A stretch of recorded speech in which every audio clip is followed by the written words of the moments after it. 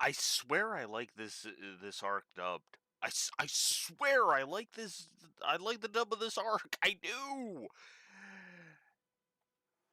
But the sub is just winning. It just keeps winning. It just keeps winning. And this arc keeps winning because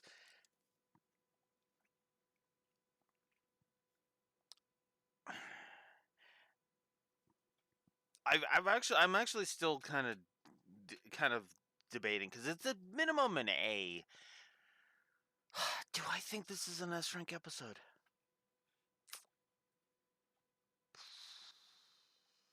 Yeah, no.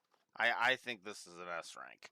I think this is our first S rank episode because I love this episode. I do. And it's hard for me to fully explain why I like this episode as much as I do. So I'm going to do my best to try and explain why the hell I feel like this is an S rank episode. Why this is a above and beyond episode. For a lot of people, I imagine this would probably be okay, maybe just kind of there. No, I love this episode for one very simple reason. As I turn my monitor off so I can keep talking, I can not get distracted. The reason I love this episode so much is this episode feels like we understand Mahad's character better through these two episodes, Mahad's determination and Battle to the Death, Mahad versus Bakura, more so than I think any other episode. Better than I think we could have. And keep in mind, Mahad is a character that we just got introduced to. Oh, right? And I'll be honest with you. And that's kind of one of the things I kind of like. Some people might say that this is a bit too soon for this to happen. I actually don't mind this too much because effectively what this is that this is effectively us showing the birth of the dark magician. Because this is the episode where the dark magician becomes the dark magician. He starts as illusion magician. It starts as Mahad and his Ka, the illusion magician, and then you fuse those together. The Ba that is Mahad and the Ka that is illusion magician. Fuse those together, you get the dark magician. And considering who Mahad's apprentice is, well, I guess you can kind of guess how that's gonna go. Although that one's gonna be a little more weird, but we'll get there when we get there. Here, though, eventually it will go the way you would expect it to. Oh, and I kind of like that. So, I'm actually going to. I'm actually. I want to talk about the Mahad, all of the Mahad stuff in one nice big chunk. So we're actually going to start with the gang because they're still wandering around the labyrinth of the Pharaoh's mind labyrinth, and and they're trying to do stuff. Joey even marked the doors so that they would know where they've been, and they've ended up going around in circles. So Yugi ends up sensing something behind a door that they're near, and he goes to open it, and the piece of Yami Bakura is in that room, which uh, briefly gives us a hint of who the final boss is, specifically Zork, and then he vanishes. So, yeah, fun stuff. Not much to really say about the gang stuff, that's why I'm just kind of knocking it out right now. Because I'm like, yeah, whoops, drop my pen as I drop my pen, and but yeah, no, not much to say other than that. Not much to say other than that. So yeah, but no, the real meat of this episode is, of course, the titular battle between Mahad and Bakura. This is a great fight. Like, this is honestly one of the most engaging fights I think I've seen in the show. Like, of like an individual clash, right? It, if this was an actual like duel, it probably would be nothing special. Not really. Not really. But the funny thing about this episode is that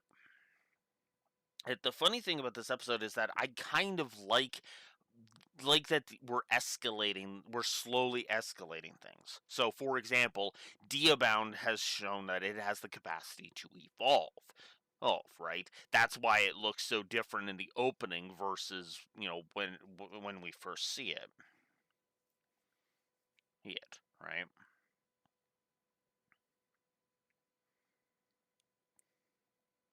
Right. I also kind of I also find one thing kind of interesting. Uh the term they use, Diaha, to kind of indicate that they're dueling. Kind of interesting. Kind of an interesting thing. I don't really have much like individually to say, but so they fight. I do like the idea of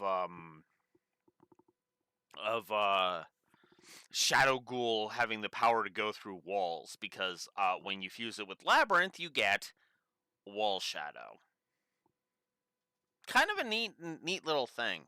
Unfortunately, Shadow Ghoul ends up getting crushed by Diabound, which means now Diabound can go through walls, which, oh, that's fun. So, yeah.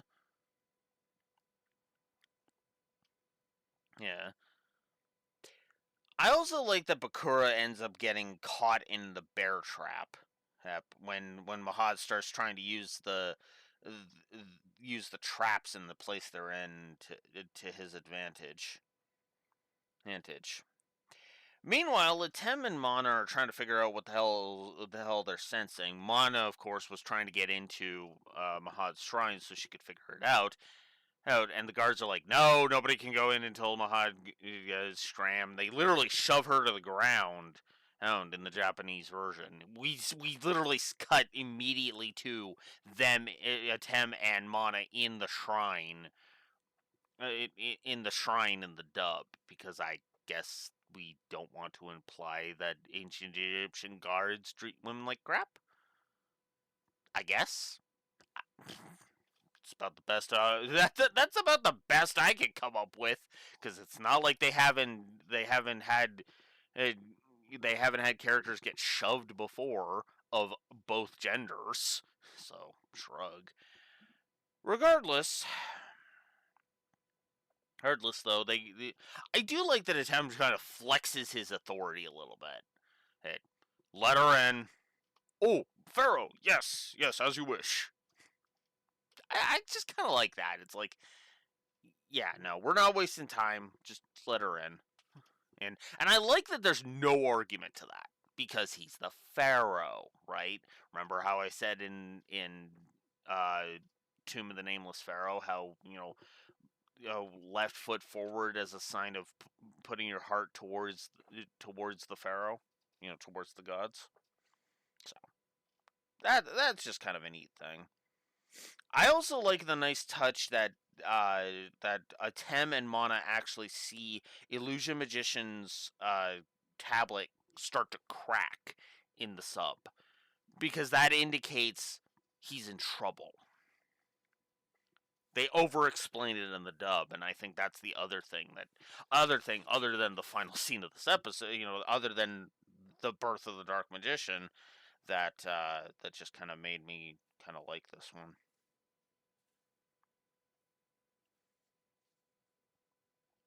It made me like this one. So, they head off to try and go and help Mahad. We get a silly gag in the dub. But Tem is like, "We need a sign to lead us to him." Lightning cracks like that. it's it's dumb, but it's good. Like I said, I do like this arc dubbed. It's the okay. Here's the thing. I don't. It's not that I hate. aid one version or the other most of the time when I give points for preference, right? The only time that's ever been true where it's been I've hated one version or the other that I can remember off the top of my head is, of course, Friends to the End. I know there's been a few others that I'm not thinking of right now. Could probably go back and kind of search those out, but a lot of the times, a lot of the times, it's I don't really care one way or the other in those cases, admittedly. But it's especially true in this case where it's like uh I don't dislike the dub of this version. Actually, a great example of the reverse is actually when I gave the preference points for Champion versus Creator all the way back in season 1 to the dub, right? It was not that I hated the Japanese version, quite the contrary, honestly. It was just nostalgia, and I felt like there was specific aspects of the sub that just did not work as well as in the dub. My opinion, because I actually try to. That was the whole point, as I've said a bajillion times now. That's been the whole point of this project: a comparison of the sub and the dub. How different are they really? How much of a difference is there? That's why I've been going episode by episode and doing the whole. All right, let's watch the dub. All right, now that we've seen the dub, let's watch the sub. Right, to get a feel for both of the versions, and there have been massive differences, and I do not want to and I'm not going to argue otherwise, right? I've talked about many of those differences right here on this on in these very videos. So I still enjoy this thing dubbed. It's just the sub was better in this case. So Tem fights Bakura's goon squad on horseback after Mana sends her bird off. No name is given. It's literally just we see a bird go towards Mana and then fly off, which we actually see that bird flying with the other priests when they start riding to come and help. Uh, you know, Oh, which is funny because in the dub, the bird actually has a name, and the name's Anzo.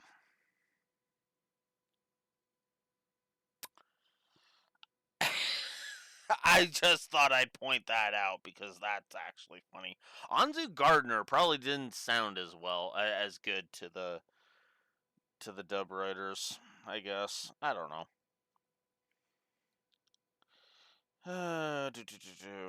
So, no. So then Mahad is running low on energy. Diabound is threatening him, and yada yada yada.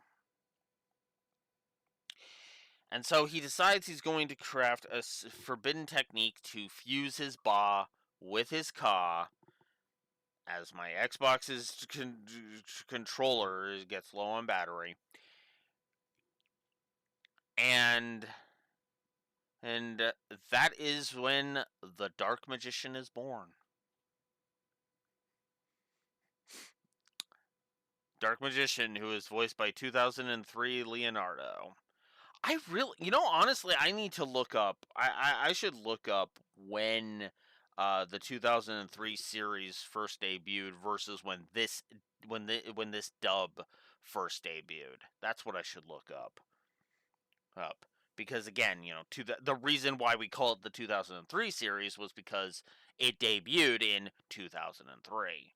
I'm pretty sure that TMNT that TMNT came before the dub of this arc, but I could be wrong about that.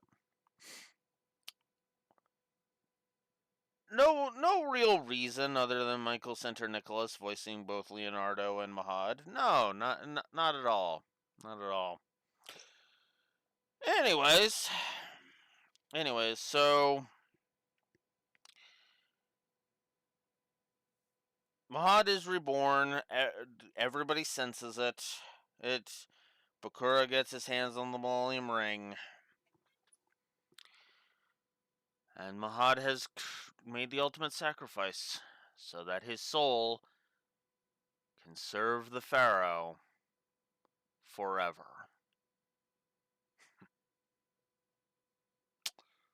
Kind of fitting. Especially considering how many duels Dark Magician has bailed him out of.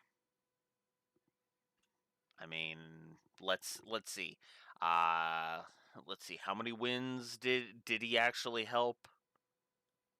Nope. Let's see. Hang on. I actually got to think about this for a second.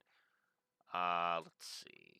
It was Darksage's powers that allowed him to defeat Joey in Duelist Kingdom, admittedly. I suppose you could argue it was an evolved form of Dark Magician when it comes to the Magician of Black Chaos, considering Magician of Black Chaos, it also gives Dark Magician Girl power.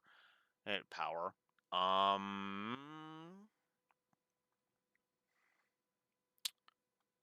Dark Paladin finishes Clash in the Colosseum. So there's that. Dark Magician Knight is what ends the merger of the big five duels. So there's that. It. I'm actually drawing a blank on what else actually does help. Huh. Which is funny because the other. I'm not trying to count any future feats. Any appearances that Dark Magician may have had in future stuff. But regardless, so that's it. Mahad becomes the Dark Magician, and will now be a Ka for Atem.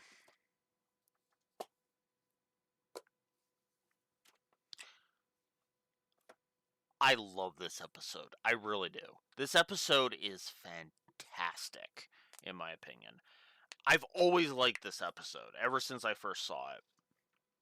And keep in mind, this is the first time I've ever watched this episode in the sub. So I'm actually very happy to say that the sub lives up to the hype in my mind for this episode.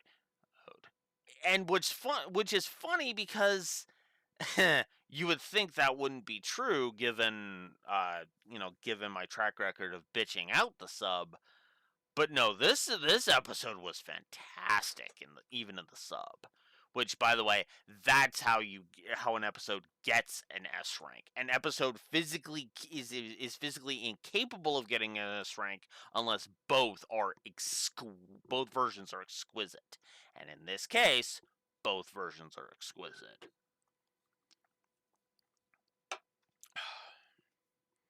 But at least we won't have to worry about. And on top of that, the end of this episode also shows us that, yeah, we don't have to worry about the gang ain't wandering around the labyrinth of the Millennium Puzzle anymore. They're done, and they've now arrived in the world of memories now. So cool. We can finally start. They can finally show up and hopefully do stuff. But we'll find all that out. We'll find out more about that next time. After all, we've had the makings of a magician. Now it's time for the greatest rival to have her birth too. Isn't that right, Blue Eyes?